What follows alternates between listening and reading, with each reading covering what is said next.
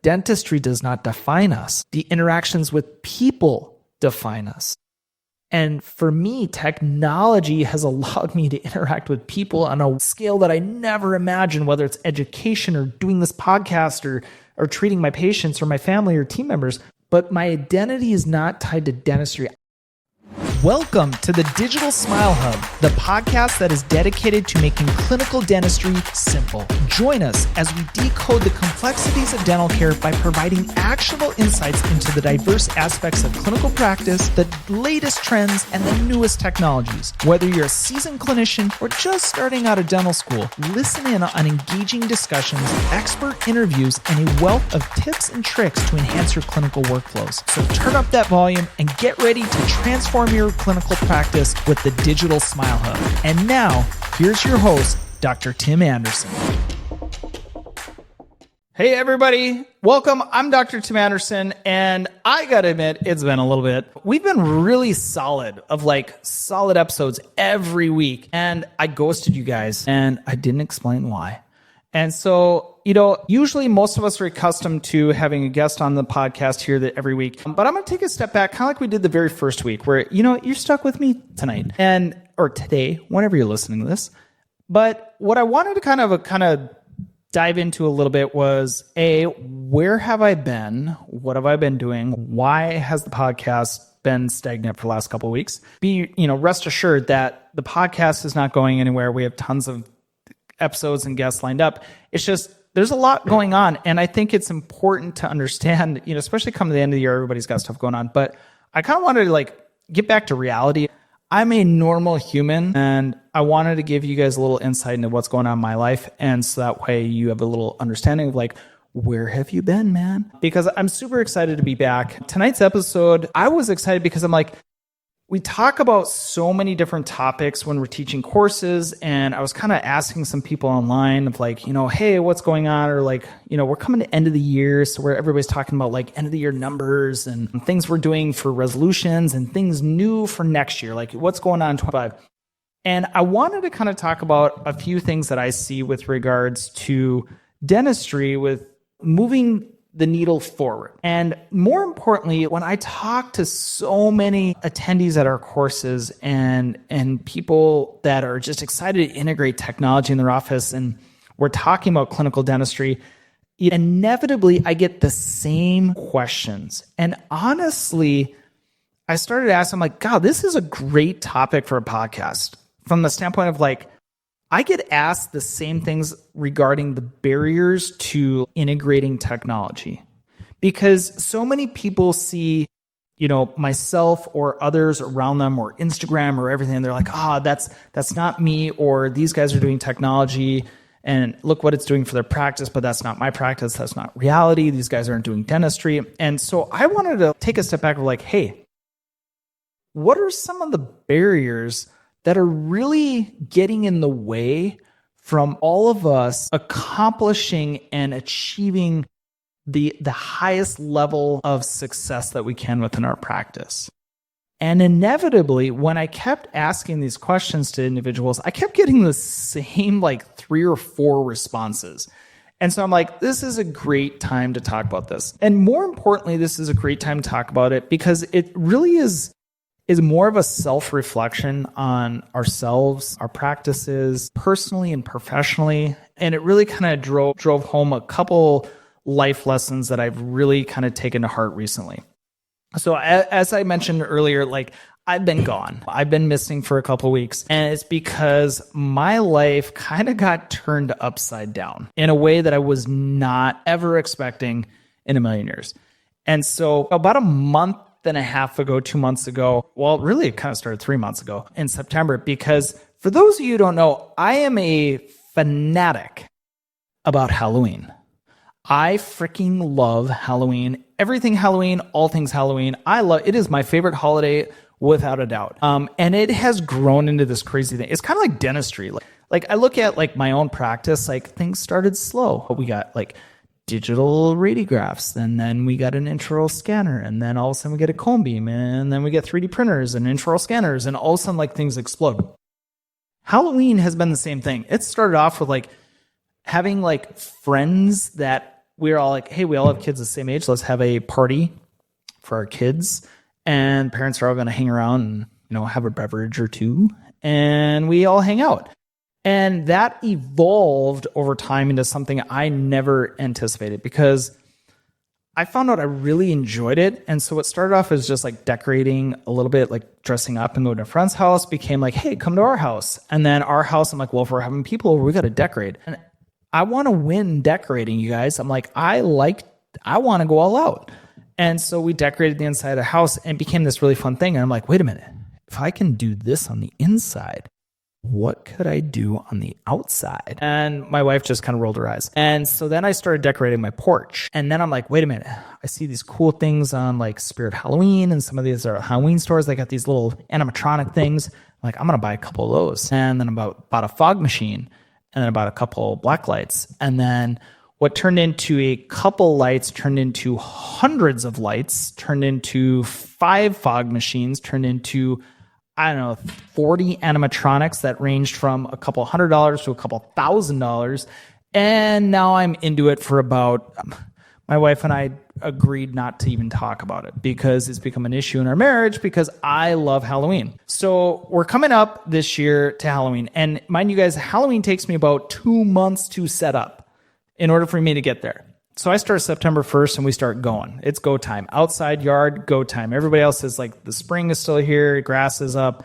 I'm setting up Halloween stuff. And the reason I set up in September is because my wife refuses to park outside until October 1st. She's like, I will not park outside in North Dakota. By October, it's snowing usually or cold. And so she's unwilling to do it. So like when October 1st hits, it's like go time on the inside of the garage. And our Halloween haunt has started from our outside of the house or inside of the house to the outside of the house to the garage to now the backyard, through the backyard, out to my neighbor's yard, into my front yard again. And so it has evolved to the point where like my wife doesn't even want to talk to me during those months, but we love it. And this was a big year because this was the last year we're living in this house. And so what turned out to be like a couple hundred trick-or-treaters our first year has turned into damn near 1,000 trick-or-treaters. Like it's stupid. We get people with video cameras that come through. It's a ton of fun. It's so much fun. But we knew this year was going to be the last year. And so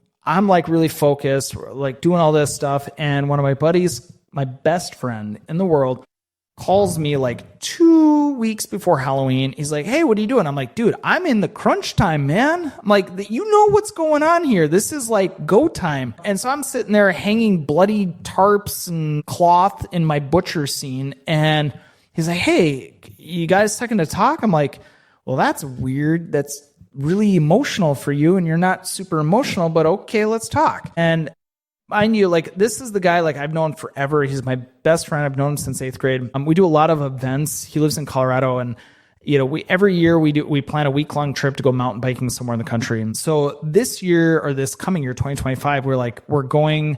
And we all 4 of us signed up for a 7-day stage race in British Columbia. It's called the BC Bike Race. Just Google it. It's freaking awesome. And it's been on our bucket list for a while. And so we all signed up for it to do it. Not a cheap race, but it's going to be a fun race. And he calls me and he's like, hey man, I think I'm out for BC. I'm like, what? And so immediately I'm thinking he got hurt. He did something stupid. He's hurt. And so I'm like, all right, man, what's going on? And he goes, dude, I got a brain tumor. I'm like, what? And mind you, like, he didn't have like all these crazy symptoms or anything like that. He literally like last year he complained about like some weakness. That was it.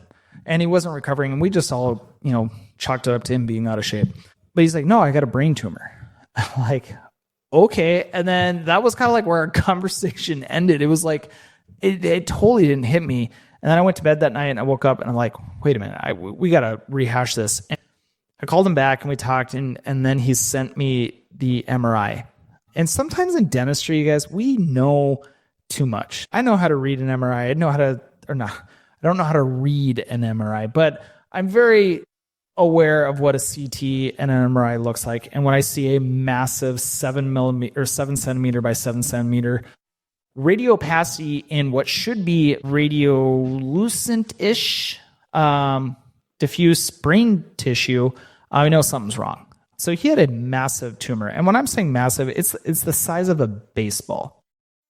So of course, in brain tumors, everybody goes down to glioblastoma, which has an awful prognosis, like literally months to live. But based on the size of his tumor and the lack of symptoms, that everybody was pretty confident, and by everybody, I mean people that are way smarter than me, that it was not that. And so then it became, we don't know what it is. But we knew that he was going to require some major surgery and some stuff that really could, who knows what's going on, what happened. So this all is happening in November. Totally derailed me because I got to finish Halloween, you guys. This is the year, which it was amazing. Halloween was amazing. Don't get me wrong. But in the back of my mind, when life gives you a gut punch, it just sticks with you. And my best friend is an nurse anesthetist. And he's very proud of that. He's a very good nurse anesthetist. He's super smart. And he's very talented at what he does. But it's kind of became his identity. And we're going to talk a little bit about that later. But it really has become who he identifies as. And this tumor rocked his world. He also has a 7-year-old kid, a wife, and he's the main income earner and all that kind of stuff. So this kind of rocked me hard. And so I'm not going to lie, the podcast kind of took a little bit of a back seat from the standpoint of like, I couldn't unthink this stuff. So I spent the last week in Colorado with my buddy as he underwent a massive brain surgery.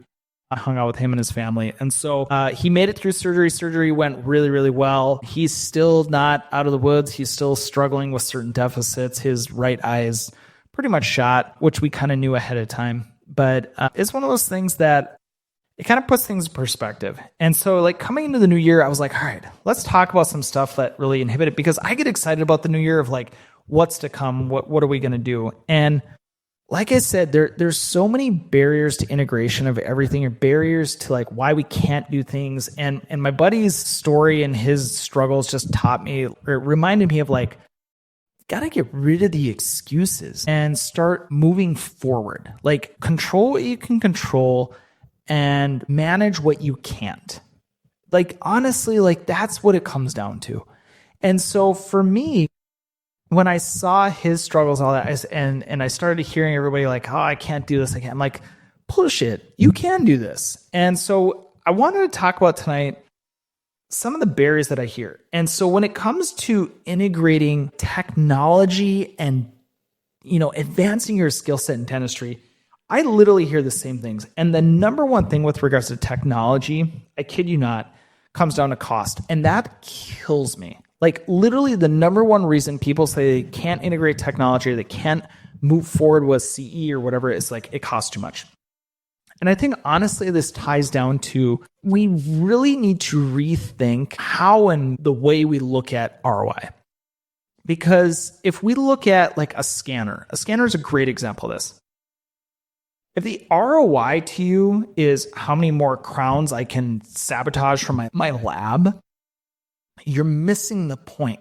That's not the value. The value is utilizing that digital data and unlocking it and doing things with it. Whether that's a surgical guide, whether that's an implant planning, whether that's ortho and aligners, whether that's a full mouth rehab, whether that's navigating the canals of endo, like there's so many different things that you can utilize digital data for that is not tied to like, hey, I'm replacing stone. And we see the same thing with, whether it's cone beam or whether it's 3D printing. Like 3D printing, like I get really passionate about 3D printing, and 3D printing drives me nuts because 3D printing is probably the lowest hanging fruit from the standpoint of capital equipment within dental office. Like it really is one of the least expensive things we buy. Yet I have more individuals that are like, it's too expensive. I can't do that.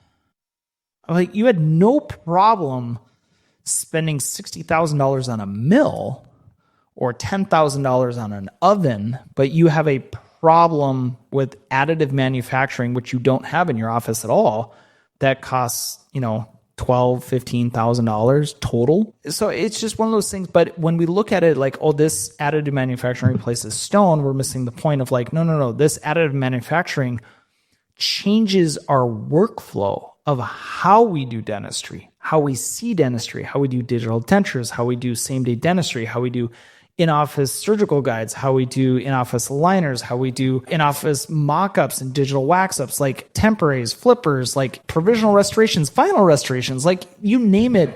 Like these technologies unlock the workflows and the capabilities that we have to move beyond just the basic ROI of like what that means.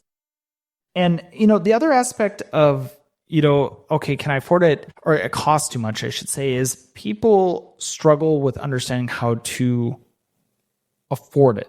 And part of it is like, look at how we pay for everything. Like we pay for our entertainment in monthly installments, Netflix, Hulu, Paramount Plus, Disney Plus, HBO. Like that's how we pay for everything. How we buy a car, how we buy a house, how we buy a boat. Like we live in a culture of monthly installments. So when it comes to buying $100,000 piece of equipment or $10,000 piece of equipment in our practice, if your cash flow within your practice can't support that, dive into why.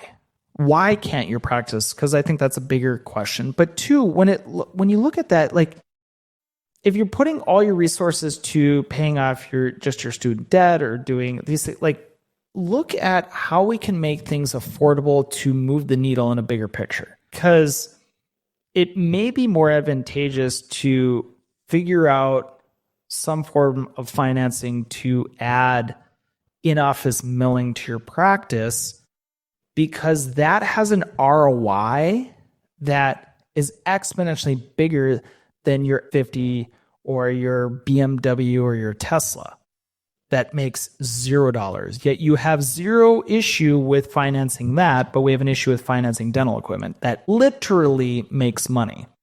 So I think sometimes with regards to the financing, like we also need to look at it from our patient standpoint of like why our patients say no to treatment sometimes is tied to we don't have a financial menu to make it easy for them to say yes. Same thing with our dental equipment. Like sometimes we just need to finance it. And a lot of time our third-party partners, Patterson, Shine, Banco, they often have really, really good financing options, especially this time of year, with regards to like 0% interest or whatever it is. So, don't let the cost of technology be the barrier if it fits your why. If you truly see and have a vision of how this technology is going to integrate, don't let the cost of technology be the barrier. So when I look at, when I get asked that, like, wow, the cost, I would like to give some things. So first off, third-party financing, look at that. Number two, start with technology that is foundational. And what I mean by that is look at technology that builds upon itself. So if you are technology agnostic or you don't have any technology in your office, I will say the number one thing, without a doubt, and I will argue this to the end of the earth with any dentist on the planet, the number one piece of technology you need to get is a digital camera, without a doubt. Photography will open the door for more dentistry. More dentistry and more advanced and emotional-based dentistry drives the bottom line, the revenue to afford all the fancy other equipment. But photography becomes the most cost-effective fundamental way to integrate technology into your practice. The second thing that I would argue is, and you could kind of go both ways, because it's like, is it the chicken or the egg? Is cone beam versus intraoral scanning? And I will say, personally, I did it wrong.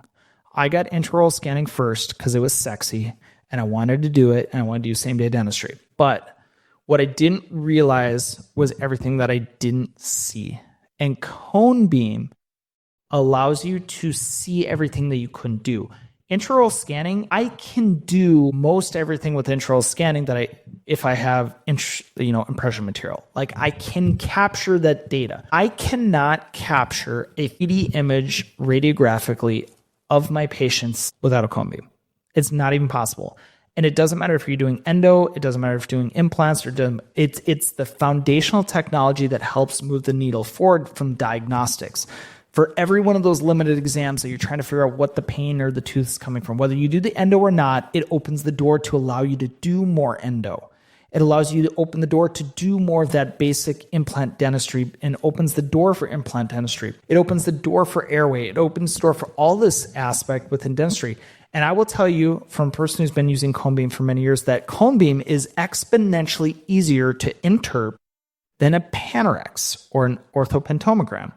So don't let the scary nature of I don't know how to read it, the cone beam get in the way. It is easier to read that than all these superimposed images and grayscales of a Panorex. So start with photography and then look at intraoral scanning or CBCT. That's going to be my recommendation. The number 2 barrier that I often will hear to why I can't implement new technology into my office is the learning curve. And that one shocks me because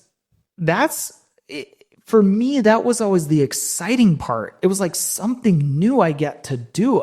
I'm sorry, you guys, but when I got out of dental school, I loved class 2s. And now I hate them. And I used to love single unit crowns. And now I'm like, it just doesn't, like, I'm not fulfilled by what that provides me anymore. And it's because your skill set evolves. And so the learning curve is the exciting part. That should be the fun part. Like, we don't want to be just drill, fill, bill, mills. We want to be able to advance our careers. So part of the issue with the learning curve is the fear of the unknown. It's like, hey, I don't want to be a lab technician. I don't want to learn this software. I don't want to learn all these new workflows. And what I will challenge you to is go into things with an open mind, because if you keep doing the things the same way, nothing changes. And if you are so happy in your life and what you're doing right now, and you're towards the end of your career, man, just ride it out. I'm totally fine with that. But for those of you that are young in your career, if you're like, man, I really like what I'm doing a ton of class 2s, conical fillings, single tooth extractions. What I will tell you is you will outgrow that.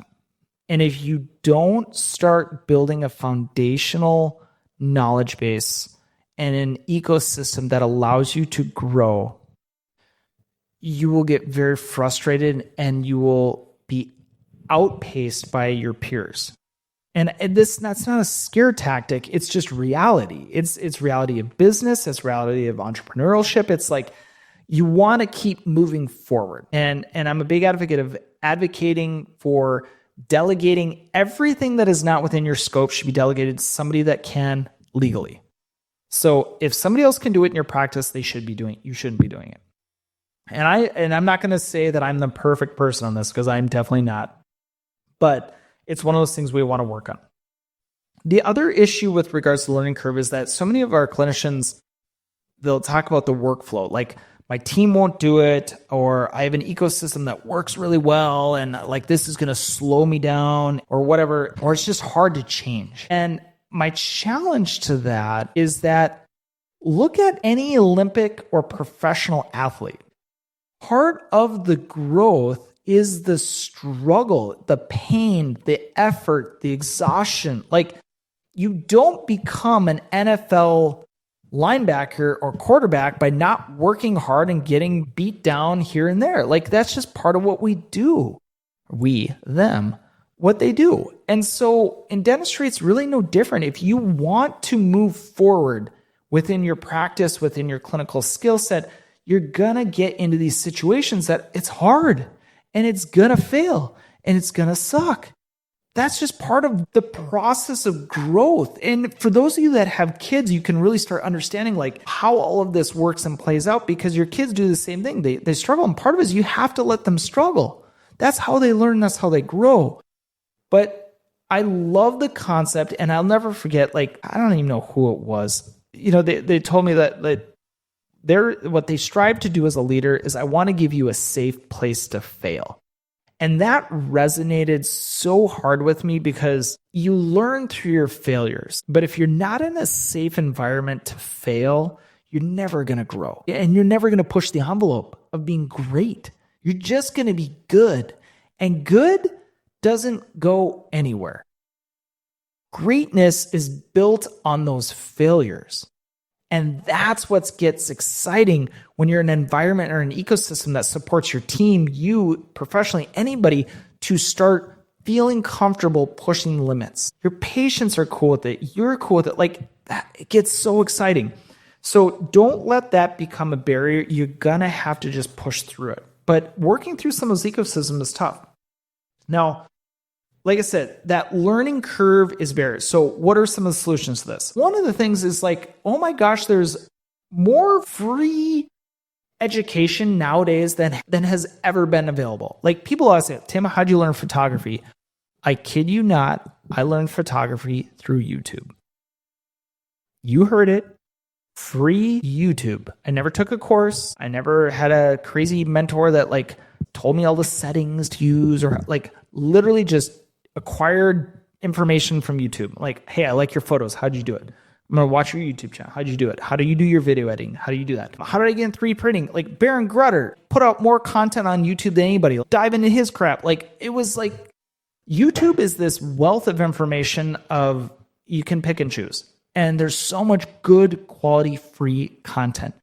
What also is amazing is also this new concept of app-based learning. And I've seen it with like Implant Pathway does this with Justin Moody. 3D Dentist does this, like Tarun, T-Bone, and Sully and all of us.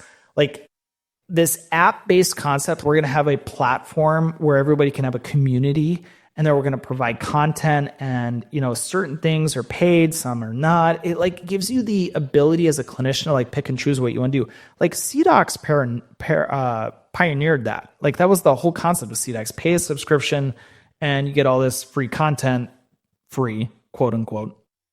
But it was more about the community. That's what it was about. And so we live in this environment of digital technology or digital data that allows us the opportunity to acquire more content than has ever been possible, which makes our learning curve just fly through the roof. So the learning curve, really easy.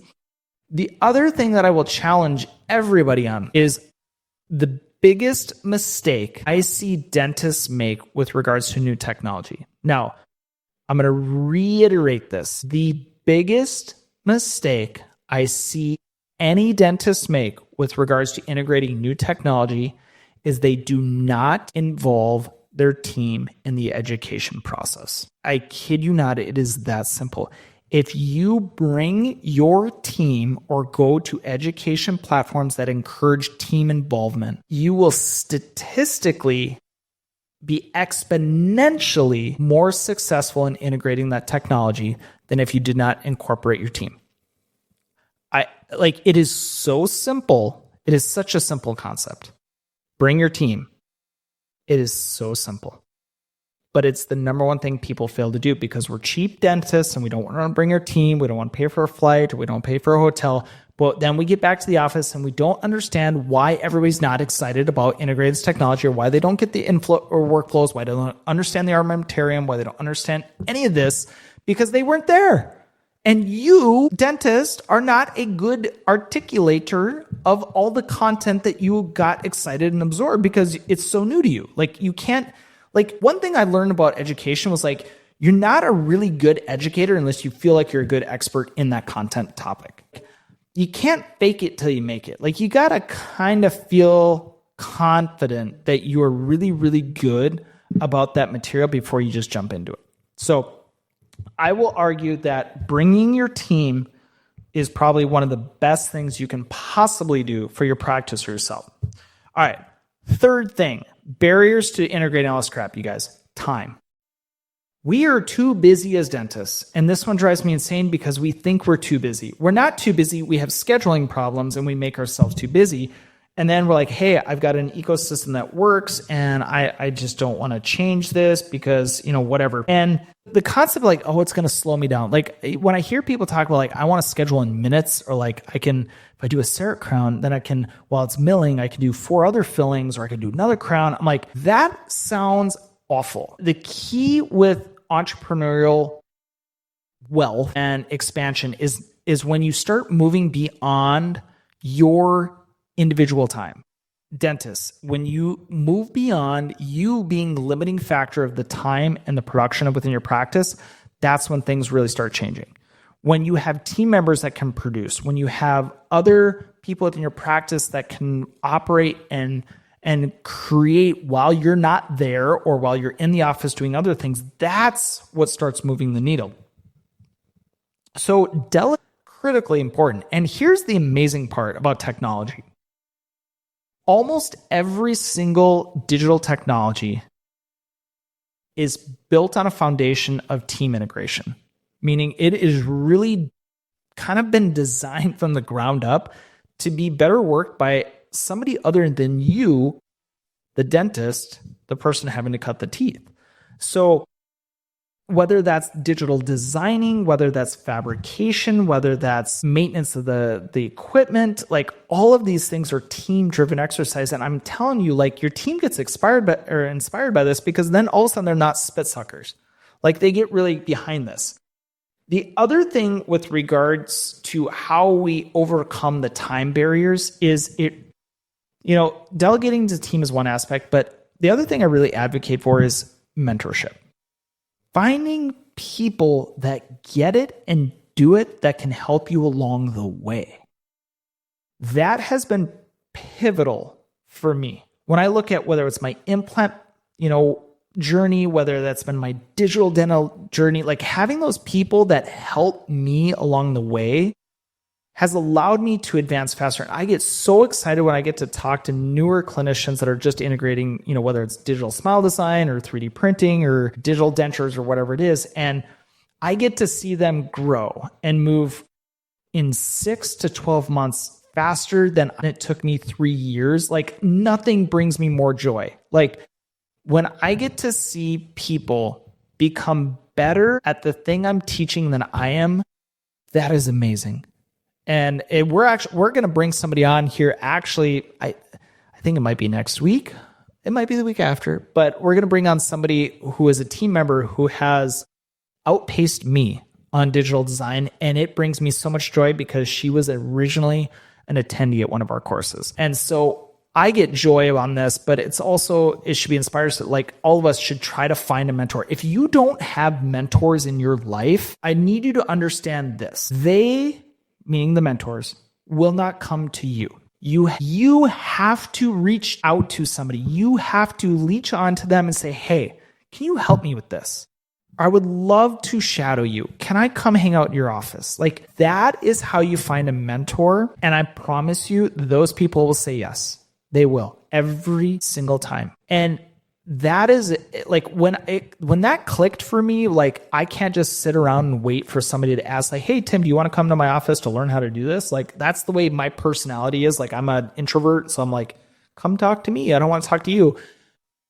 That changed everything for me to do that. So get out there, find a mentor.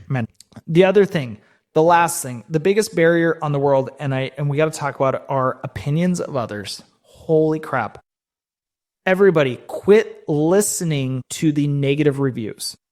We all see that within our practice, right? We've got the crazy positive and we got the crazy negative, and we all know that they're both crazy because usually reality is somewhere in the middle. And what I would challenge to anybody when we start looking at digital technology or any technology is talk to people who are using it day to day and have been pretty successful with it.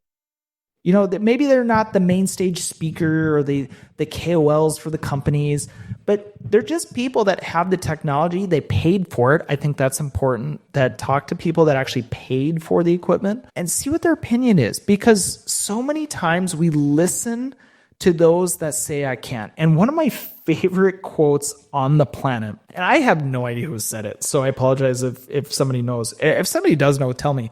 But it goes that honeybees do not waste their time explaining to flies why honey is sweeter than shit. And like, as funny as that is, it like resonated so hard. I'm like, A, sit here and I try to articulate and advocate for things to people that A, just don't get it, don't care to get it. But B, we also listen to people's opinions that just don't get who and what we want to become. And there's nothing wrong with people. Like there's nothing wrong with having friends that may have a different opinion with you, but it's like when it comes to advocating for your personal growth and everything, surround yourself by a tribe. Have people who believe in you and advocate for you and don't just tell you why you can't do things. And when you start surrounding yourself by people like that, all of a sudden, all these opportunities just exponentially blossom. And it is amazing when they do. And when you find your tribe, you will ride or die for them. It's awesome. So guys, technology, like I said, when I talk to everybody and all these barriers of everything, it really always comes down to the same things of it costs too much, the learning curve's too high, it takes too much time, and you can't do this. Like literally that's what it is. What I want to advocate for is that what digital technology does for your clinical dentistry is it opens the doors to do so much more than you ever realized. And that is amazing.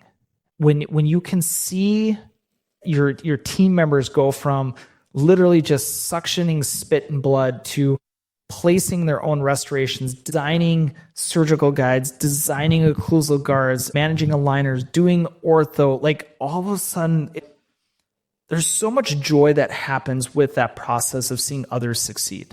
And I really would encourage you to do that. We live in a world where literally a rising tide raises all ships. Like as cliche as that is, it's so true. The other thing I want to advocate for is take small steps. Small steps. Don't spend $300,000 on some crazy thing. Like start small. Buy a freaking digital camera. If you don't have a digital camera, like just DM me, like let's talk about this. Like you need a camera. Like start with a camera. And then we'll go from there and we'll build a foundation that helps you level up into whatever avenue is within dentistry that you want to do. And what I want you to understand is that what you think you want to do today may be drastically different than what you actually do tomorrow. And don't underestimate that. It's amazing to see what you can do. We've talked about in the past, like we overestimate what we can do in a year, but we underestimate what we can do in a decade. So don't underestimate what is possible within your practice. You may not think you can do that all in X surgery, but my gosh, within a year or two, like you could be doing that easily. So don't underestimate what you can do. The other thing is have accountability. Find people in your life that will hold you accountable. Find those mentors that will inspire you, but challenge you. That is the key to progress. So find those people, they're here for you. Okay. I'm here for you. There's so many people here for you. So let's do it. The other thing is know your why. Don't just buy crap because somebody told you to do it. Know your why. Know what you want to do with it. Have a plan. At least have a starting point. Start with something that you think you want to do and then see where it goes. You know, the worst thing that happens is you buy something and you thought you wanted to do it and then you go, you know what? I don't want to do this. That's okay. Pivot, move on.